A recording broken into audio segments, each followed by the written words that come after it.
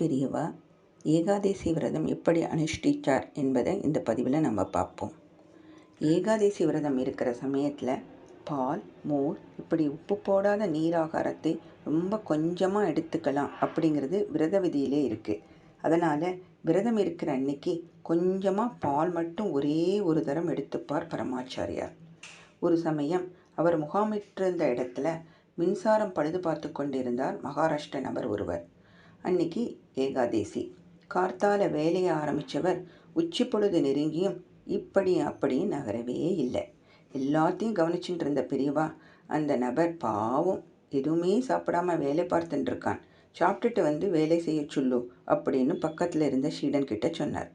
இதை கேட்டுட்டு இருந்த அந்த ஆசாமி, இன்னைக்கு ஏகாதேசி, நான் பச்சை தண்ணி கூட குடிக்க மாட்டேன், அதனால் நான் சாப்பிடலேன்னு நீங்கள் வருத்தப்படாதீங்கோ அப்படின்னு சொன்னான்.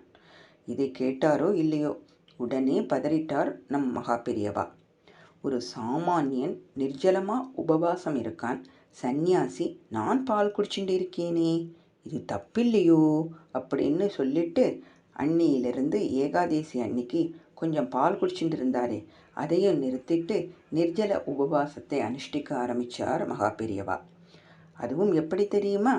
ஏகாதசி அன்னைக்கு நிர்ஜல உபவாசம், மறுநாள் பாரணை பண்ணணும் இல்லையா? சாஸ்திரப்படி துவாதசி அன்னைக்கு சரவண நட்சத்திரம் அமைஞ்சிட்டா அன்னைக்கும் துளி ஜலம் கூட குடிக்கக்கூடாது. அதனால் அன்னைக்கும் உபவாசத்தை தொடர்வார் மகா பெரியவா. மறுநாள் பிரதோஷம், அன்னைக்கு பகலில் சாப்பிடக்கூடாது.